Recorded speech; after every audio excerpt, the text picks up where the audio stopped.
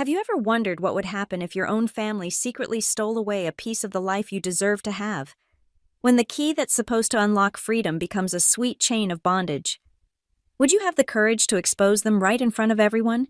Sometimes the deepest betrayals come wrapped in loving words and gentle smiles, delivered by those who claim they only want what's best for you. The radiologist technician certification sat heavy in my hands as I walked out of the testing center that May afternoon.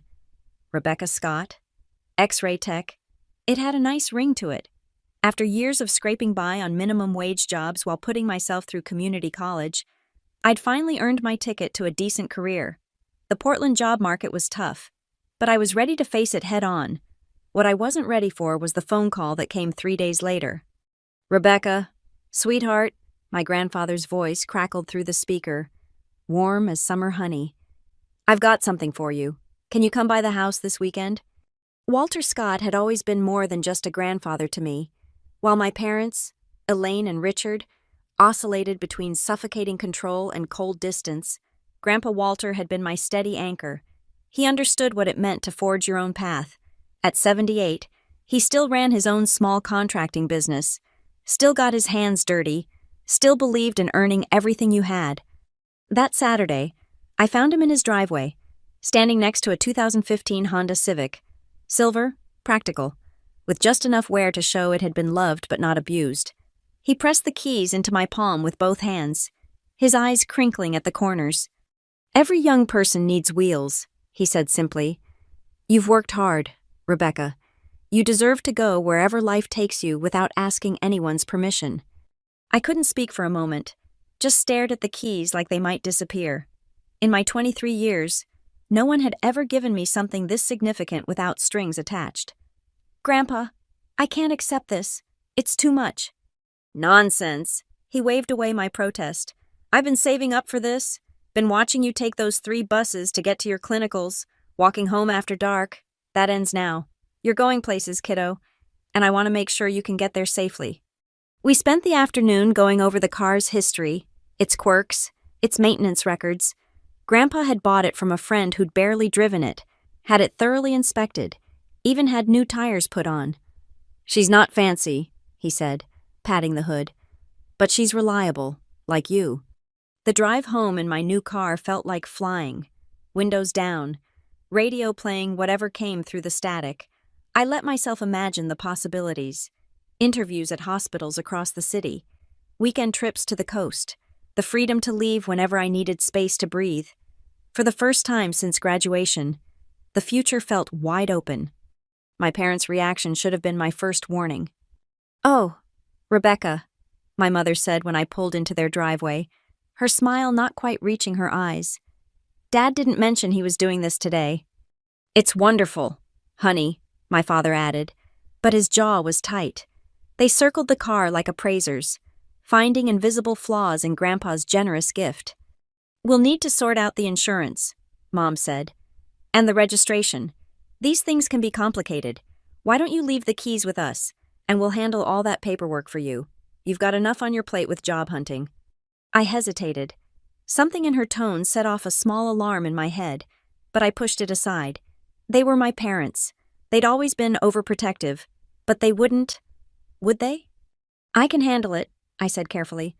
"Grandpa already started the title transfer. I just need to finish it at the DMV on Monday." "Don't be silly." Mom's laugh was crystalline, brittle. "You don't even have a job yet. How would you pay for insurance? Let us take care of it until you're settled. It's what parents do." My father's hand was already extended for the keys. 23 years of conditioning kicked in. The little girl who'd been taught to obey, to trust, to believe they knew best. I dropped the keys into his palm, and something in my mother's eyes flickered with satisfaction. "We'll keep it safe in the garage," she assured me, "just until everything's sorted out." That night, I lay in my childhood bed, staring at the ceiling and trying to shake the feeling that I'd just made a terrible mistake. The ghost weight of those keys haunted my empty palm. But surely I was being paranoid. They were my parents. They loved me. They only wanted to help.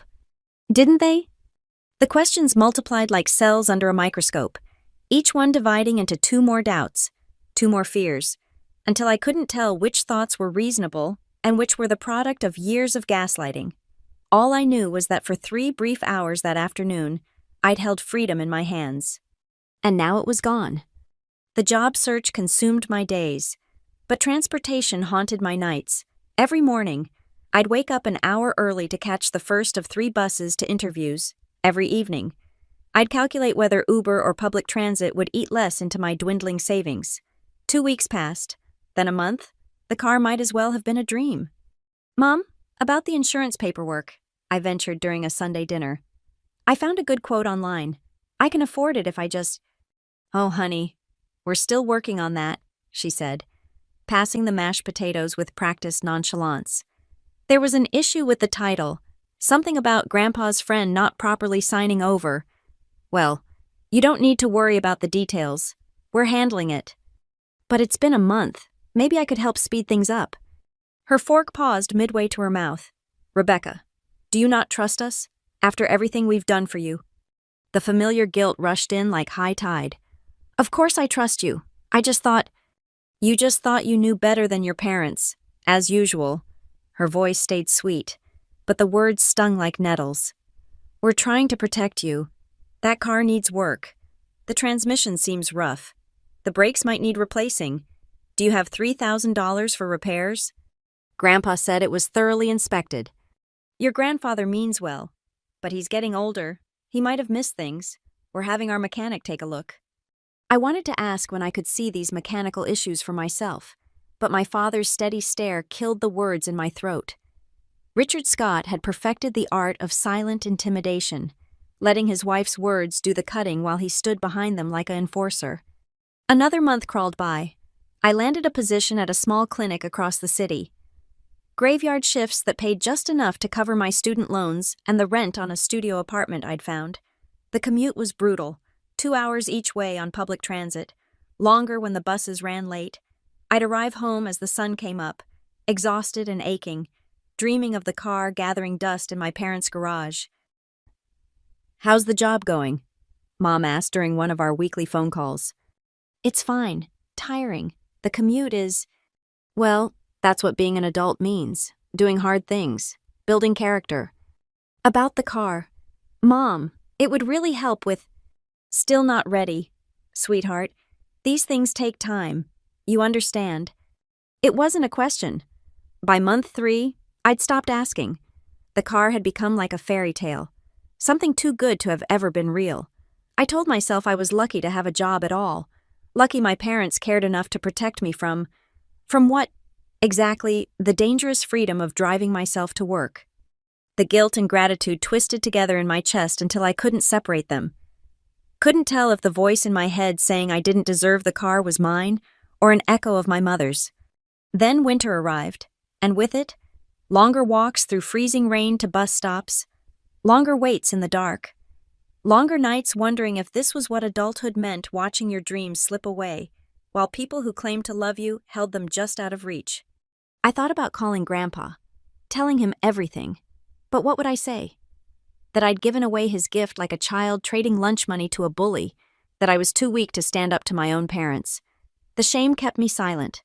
Another bar in the cage they'd built with loving words and concerned smiles. One particularly bitter January night, after my bus broke down, and I'd walked the last 2 miles home in sleet, I found myself searching for the car online. Maybe if I could just see it, remember it was real. That's when I found the listing, my silver Honda Civic, for sale at a dealership 20 miles away. The same license plate, the same small scrape on the bumper from where Grandpa had backed into his mailbox showing me how to parallel park. My hands shook as I scrolled through the photos. Posted 3 weeks ago, which meant that while I'd been begging for updates on insurance paperwork, while I'd been trudging through snow to catch pre-dawn buses, while I'd been accepting their excuses and swallowing their lies, my parents had already sold my car. The realization hit like a physical blow. They'd never intended to give it back. Every concerned word, every promise to handle things, every assurance that they were protecting me, all of it had been a performance. They'd stolen from me in broad daylight and convinced me to thank them for it. I sat in my dark apartment, staring at that listing until my eyes burned. Somewhere in this city, someone else was driving my freedom. Someone else was changing their life with the gift my grandfather had meant for me, and my parents had pocketed the cash, probably telling themselves they deserved it for all they'd done for me. For the first time in my life, the guilt cracked, and underneath it, something harder began to grow. Not anger, not yet, but clarity. The fog of manipulation lifted just enough for me to see the bars of my cage. They'd taken my car. They'd taken my grandfather's trust. They'd taken my dignity and wrapped it in so many layers of emotional manipulation that I'd almost forgotten it was mine to begin with. But they'd made one mistake. They'd left evidence. And 3 years of X-ray training had taught me that sometimes you needed to look beneath the surface to see what was really broken. The phone rang on a Thursday evening in early June. Grandpa's number lighting up my screen. I almost didn't answer. The shame still heavy after 6 months of silence. But something in me knew this was important. "Rebecca, sweetheart," his voice was warm as ever, though I could hear the years in it now. "I'm planning a Father's Day barbecue, 2 weeks from Sunday. Whole family. I want you there." "Grandpa, No excuses. I haven't seen you since I gave you that car. Can't wait to hear about all the places it's taken you. You'll drive it over, won't you?" Let an old man see his gift being put to good use. My throat closed. The lie sat there like a stone, too big to swallow, too heavy to spit out. "Grandpa, 2 o'clock sharp. I'm making my famous ribs. And Rebecca, I'm proud of you. Kiddo, I know these months have been hard, starting your career and all, but you're doing it. You're making your own way. That car was just the beginning. You've got miles to go, and I can't wait to hear about every one of them." He hung up before I could confess, before I could break his heart with the truth.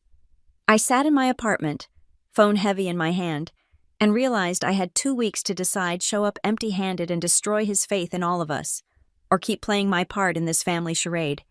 That night, I couldn't sleep. Every time I closed my eyes, I saw Grandpa's face when he'd pressed those keys into my palm. The pride, the love, the absolute faith that I was someone worth investing in. How could I face him? How could I tell him that his daughter had stolen his gift, and I'd let her? But the alternative was worse. Another family gathering where I smiled and nodded while my mother spun her web of lies. Another performance where I played the grateful daughter who'd simply been too busy to visit, too overwhelmed to drive over in the car he'd given me. Another betrayal, this time with my own complicity. I spent the next week in turmoil. By day, I worked my shifts at the clinic, drawing blood and taking X-rays, maintaining professional distance from my patient's pain. By night, I gathered evidence like a prosecutor building a case. Screenshots of the dealership listing, bank statements showing my meager balance after paying for endless Uber rides, email drafts to insurance companies that were never sent because the car was never in my name. The most damning evidence came by accident.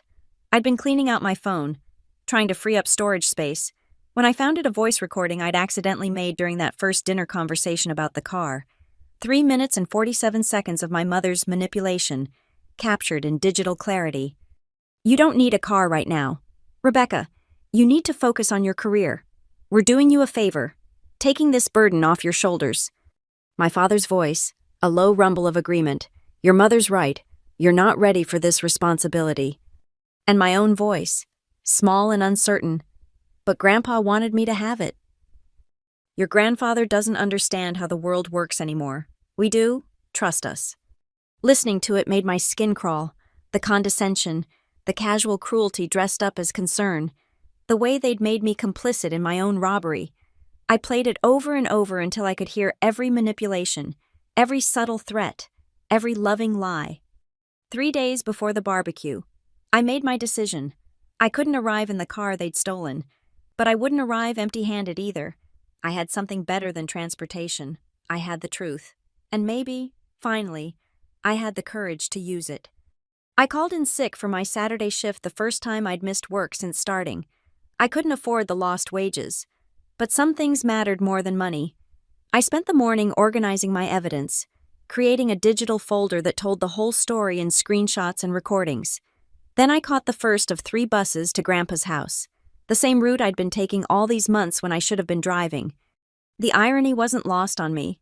One last pilgrimage via public transit to the place where my freedom had been gifted and stolen in the same breath. As the city rolled past the smudged bus windows, I thought about all the places that car could have taken me. Job interviews at better hospitals, weekend trips to clear my head, simple grocery runs without calculating whether I could carry everything on the bus.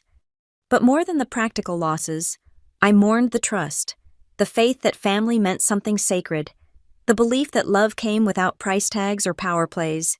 Those illusions had been more valuable than any car, and their loss had left me hollow in ways I was only beginning to understand. The final bus dropped me 2 blocks from Grandpa's house. I could smell the barbecue smoke from the corner, could hear the distant laughter of family members who'd arrived on time, in cars nobody had stolen from them. My stomach churned, but my spine stayed straight. Today, one way or another, the performance would end. I stood at the edge of Grandpa's driveway, watching the scene unfold through the side gate. The Father's Day barbecue was in full swing. Cousins played cornhole on the lawn, while aunts clustered around picnic tables laden with potato salad and coleslaw. The smoke from Grandpa's grill carried the scent of his famous ribs, the recipe he'd perfected over decades of family gatherings just like this one. From my hiding spot, I could see my parents holding court near the patio, my mother, elegant in her sundress, laughing at something my uncle said, my father beside her, beer in hand, playing the role of devoted family man. They looked so normal, so loving, so completely at ease with their deception. My phone buzzed, a text from Grandpa. "Where are you? Kiddo, food's getting cold." I couldn't hide forever. Taking a deep breath, I pushed through the gate. "Rebecca, my Aunt Linda spotted me first. Oh, honey, it's been ages. How's the new job?" Before I could answer, I was absorbed into the familiar chaos of family greetings, hugs from relatives I hadn't seen since Christmas, questions about my work, my apartment, my life, everyone careful not to mention what they'd all expected to see me arriving in Grandpa's gift. I fielded their questions on autopilot, my eyes searching for Grandpa. I found him at the grill, apron dusted with sauce, completely in his element. When he saw me, his face lit up. "There's my girl." He set down his tongs and pulled me into a hug that smelled like charcoal and Old Spice. Then he pulled back, looking over my shoulder. "But didn't you drive?" "I took the bus, Grandpa." His forehead creased. "The bus? But why would you—" The confusion in his eyes was almost unbearable. "Is something wrong with the car?" "Walter, food's ready." My mother's voice cut through the moment like a blade. She appeared at Grandpa's elbow, all smiles and false warmth. "Hi, sweetheart. So glad you could make it. Dad, shouldn't you be plating those ribs?" But Grandpa wasn't so easily distracted. "Elaine, why did Rebecca take the bus? Where's her car?" I watched my mother's mask slip for just a second before she reconstructed it. "Oh, you know how it is. City parking is such a nightmare. She probably thought it would be easier." "Easier than driving straight here and parking in my driveway?" Grandpa's voice carried an edge I rarely heard. The conversation was drawing attention. Other relatives began drifting closer, sensing drama beneath the veneer of family harmony. This was it, the moment I dreaded and planned for in equal measure. "Actually," I said, surprising myself with how steady my voice sounded, "I need to tell you something about the car. Rebecca," my mother's warning was silk-wrapped steel, "this isn't the time or place." "When would be the time?" "Mom." "In another 6 months, a year, never." "What's going on?" Grandpa set down his spatula completely now, giving us his full attention. My mother's smile grew brighter, more brittle. "Nothing's going on. Rebecca's being dramatic, as usual. You know how young people are, always making mountains out of molehills." "The car's gone. Grandpa." The words fell out like stones into still water, sending ripples through the gathered family. "It's been gone for months." "Gone? What do you mean gone?" My mother laughed, the sound like breaking glass. "She means she decided she didn't need it. We discussed it as a family, and Rebecca made the mature choice to sell it. The money's in her savings account, of course. Isn't that right, sweetheart?" The lie was so smooth, so perfectly delivered, that for a moment even I almost believed it. This was how she'd operated my entire life, rewriting reality in real time, creating a narrative where she was always the hero and I was always the ungrateful child. "That's not true," I said quietly. Of course it's true. Tell him, Richard. She elbowed my father, who cleared his throat uncomfortably. The car. There were complications, he mumbled, not meeting anyone's eyes. What complications? Grandpa's voice had gone dangerously quiet. The jovial host was gone, replaced by the man who'd built a construction business from nothing, who'd raised 3 children alone after Grandma died, who'd never suffered fools or liars gladly. Insurance issues, my mother said smoothly. Title problems, mechanical concerns. We were protecting Rebecca from a bad situation. Sometimes young people need guidance, even when they think they don't. I felt the familiar pull of her narrative, the way she could make lies sound like love, around us.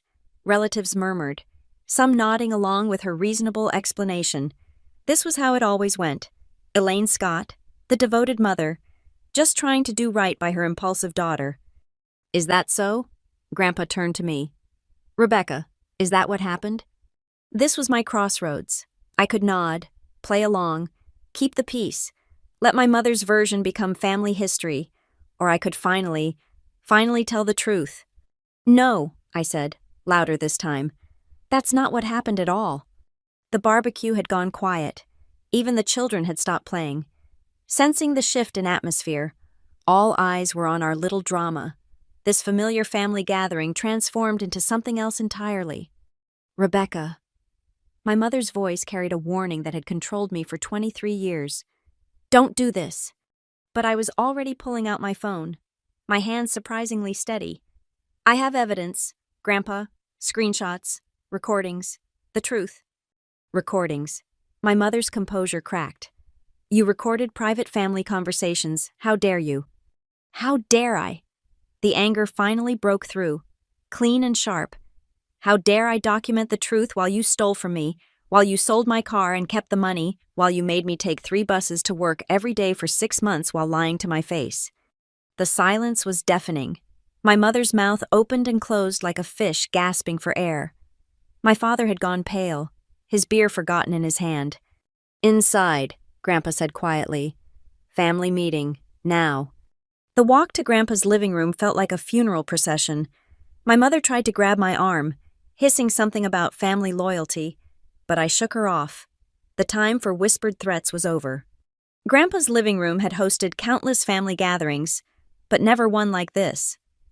He sat in his leather recliner, the patriarch's throne, while the rest of us arranged ourselves on sofas and chairs like defendants awaiting verdict.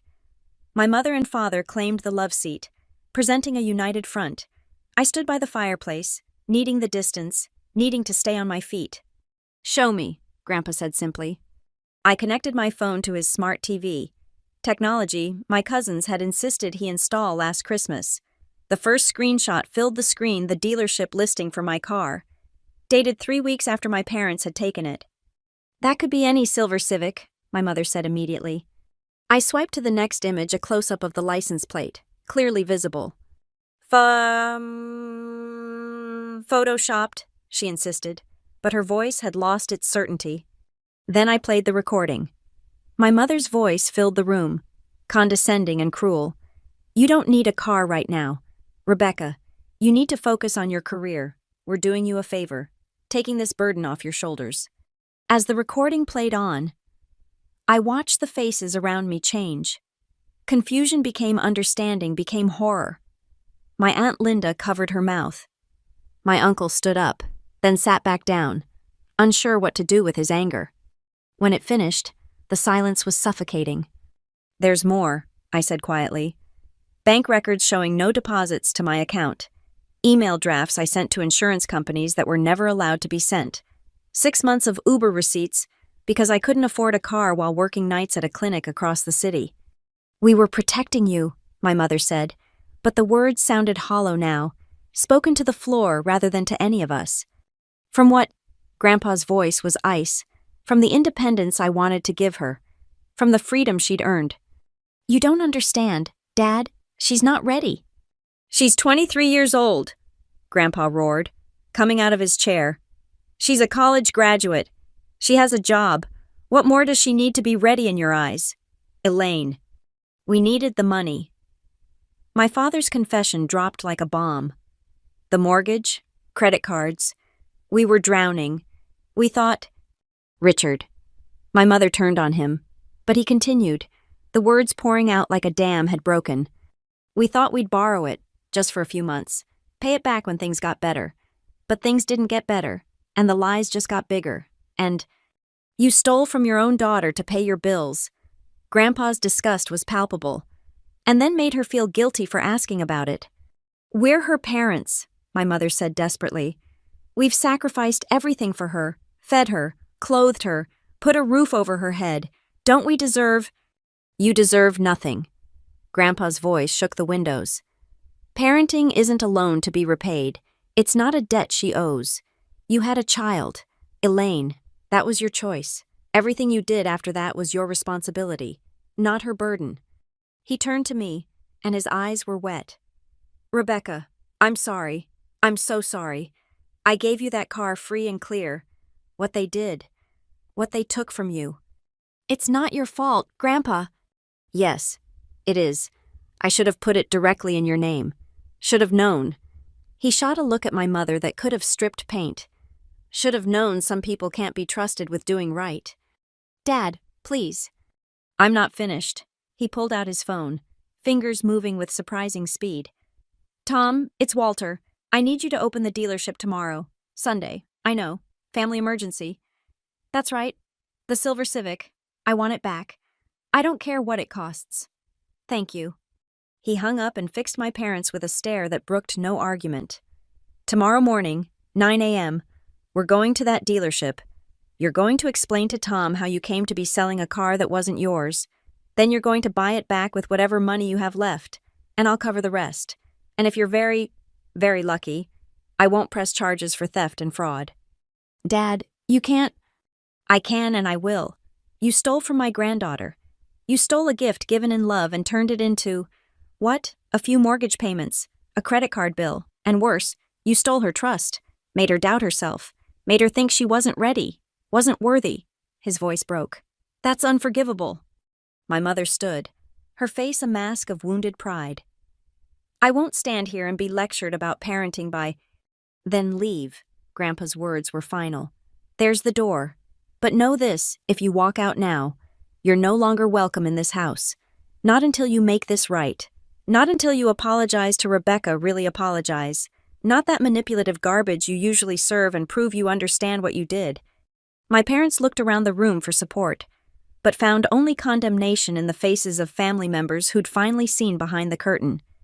Without another word, they left, my mother's heels clicking on the hardwood like a countdown to their exile. The room slowly exhaled. Relatives began murmuring, processing what they'd witnessed. My Aunt Linda came over and hugged me tight. I'm proud of you, she whispered. That took courage. One by one, family members approached. Some offered hugs, others words of support. My cousin admitted she'd always thought something was off about my parents' story. My uncle promised to help with transportation until the car situation was resolved. The family I'd been afraid would side with my parents instead wrapped around me like a protective shield. Grandpa waited until the others had drifted back outside before approaching me. Why didn't you tell me sooner, kiddo? I was ashamed, I admitted. They'd made me feel like I didn't deserve it, like I was being childish for wanting what you'd given me. And I'd handed over the keys so easily, I felt stupid. He cupped my face in his weathered hands. You're not stupid. You're trusting. There's a difference. They took advantage of that trust, and that's on them, not you. But Rebecca. Yeah, Grandpa. Trust is like a muscle. It can be injured, but it grows back stronger if you let it. Don't let them make you afraid to trust again. Just be wiser about who deserves it. We rejoined the barbecue, which had taken on a subdued but somehow warmer tone. The elephant in the room had been acknowledged, examined, and removed. In its place was something real, a family that had finally seen the truth and chosen to stand with me. As the sun set over Grandpa's backyard, painting the sky in shades of forgiveness and new beginnings, I felt something shift inside me. The cage door wasn't just open. It was off its hinges entirely. Tomorrow, I'd go with Grandpa to reclaim my car, but today, I'd already reclaimed something more valuable. My voice. The next morning arrived gray and drizzling, fitting weather for what felt like a reckoning. Grandpa picked me up at 8:30 sharp in his old F-150, the truck he taught me to drive in when I was 16, and my parents had deemed me not ready for my learner's permit. "Sleep at all?" he asked as I climbed in. "Not much." "Me neither." He pulled away from my apartment building, windshield wipers squeaking a rhythm. "Keep thinking about all the signs I missed, all the times you made excuses for not visiting. Should have known something was wrong." "They're very good at what they do," I said. "I lived with it for 23 years and still fell for it." Tom's dealership was closed Sundays, but he met us at the side door. Keys jangling. A tall man with kind eyes and grease-stained hands. He'd been Grandpa's friend for 40 years. "Walter," he nodded, then turned to me. "You must be Rebecca. Heard a lot about you." His expression darkened. "Wish we were meeting under better circumstances." He led us through the showroom to his office, pulling up records on his computer. "The Civic. Yeah, I remember that one. Bought it from a couple about 5 months ago. They said their daughter had decided she didn't need it. Wanted the cash instead for student loans." My stomach turned. They'd even prepared a story that made me look financially irresponsible. "How much?" Grandpa asked. Tom named a figure that made me wince. They'd sold it for thousands less than it was worth, desperate for quick cash. "And how much to buy it back?" "Well, that's the thing." Tom leaned back in his chair. "I sold it 2 months ago. Young nurse bought it. Cash deal. She was thrilled, said it was perfect for her commute to the hospital." The irony hit like a slap. Another healthcare worker. Living my life with my car. I must have made a sound because Grandpa's hand found my shoulder. "You have her contact information?" Grandpa asked. "I can't give that out, Walter. You know that." "Then what can you do?" Tom studied us for a long moment. "I can reach out to her, explain the situation, see if she'd be willing to sell it back. But Walter, she loves that car, and she didn't do anything wrong. I can't pressure her." "I wouldn't ask you to," Grandpa said. "Just try, please." While Tom made the call in private, Grandpa and I sat in the empty showroom, surrounded by gleaming new cars that might as well have been spaceships for all I could afford them. "We'll find you another car," he said quietly. "Something just as good." "It's not about the car anymore," I admitted. "It's about, I don't know, just disclosure, knowing they can't just take things from me anymore." "They can't," he said firmly. "Not anymore. I'll make sure of that." Tom returned, his expression unreadable. "She'll meet with you, today, if you want, but she was pretty clear she needs that car for work. The only way she'd consider selling is if she had something else lined up first." And so began the strangest negotiation of my life. We met Sarah, the nurse who'd bought my car, at a coffee shop. She was around my age, with tired eyes and scrubs peeking out from under her raincoat. When she heard the full story, her face went through a series of expressions: disbelief, sympathy, anger on my behalf. "That's horrible," she said. "I can't imagine my own parents. God." She wrapped her hands around her coffee cup. "Look, I feel for you. I really do. But I just started at Sacred Heart, 12-hour shifts. I need reliable transportation." "What if," Grandpa said slowly, "we found you something better? Same reliability, lower miles, and you keep the difference in price." Sarah's eyes sharpened. "You'd do that?" "My granddaughter deserves to have her car back, but you shouldn't suffer for my daughter's crimes. Seems like finding you an upgrade is the least I can do." It took 3 hours of dealership visits, but we found it a newer Accord with half the miles. Backup camera, upgraded sound system. Sarah test drove it twice, had her mechanic cousin inspect it, and finally nodded. "Okay," she said. "Okay, the Civic's at my apartment. We can do the paperwork tomorrow." "Today," Grandpa said firmly. "If that's all right with you. I've learned not to leave important things for tomorrow." By 5 o'clock, I was sitting in my car again. The seat was adjusted wrong, and there was a strawberry air freshener hanging from the mirror, but it was mine. My hands shook as I gripped the steering wheel. "You okay, kiddo?" Grandpa asked through the window. "I don't know," I said honestly. "I thought getting it back would feel like victory, but it just feels hollow. They still did it. They still stole from me, lied to me, made me doubt myself. The car's just a thing. It's everything else they took that I can't get back. He opened the door and pulled me out into a hug. Time, he said into my hair. They took time and trust and confidence. But here's the thing about those: you can build them again. Stronger, better, and now you know what to watch for. What about them? I asked. Mom and Dad. He pulled back, his face grave. That's up to them. They can apologize, make amends, work to earn forgiveness, or they can stay in their bubble of denial and lose their daughter forever. Their choice. And if they choose the bubble, then you drive away, he said simply. In your car, on your terms, to your life. That's what the car was always about. Rebecca, not transportation, freedom, the ability to leave when you need to. We stood there in the drizzle, an old man and his granddaughter, connected by more than blood now, connected by truth, by courage, by the simple act of standing up to those who would make us small. Thank you, Grandpa. Don't thank me. This is what family does, real family. As I drove home that evening, actually drove, windows down despite the rain, radio playing whatever I wanted, I thought about cages, how they're almost always built by people who claim to love us, how the bars are made of guilt and manipulation, and the 1,000 small surrenders we make to keep the peace, how sometimes the door is wide open, but we can't see it for all the conditioning that keeps us in place. But I also thought about keys, how they come in different forms. Sometimes they're metal and cut to fit an ignition. Sometimes they're the voice of someone who believes in you. Sometimes they're the courage to say no more and mean it. My phone sat silent on the passenger seat. No calls from my parents. No texts demanding apology or explanation. Just silence, which was its own kind of message. They'd chosen the bubble, at least for now. That was okay. I had somewhere to be work, actually. But for the first time in months, I didn't dread the journey.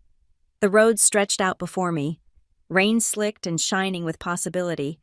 I turned the radio up, merged into traffic, and drove toward whatever came next. My car, my choice, my life. I never did get an apology from my parents, not a real one. What I got instead were emails about how I'd humiliated them, voicemails about ungrateful daughters, text messages detailing all the sacrifices they'd made that I'd apparently forgotten. The usual playbook, just with the volume turned up.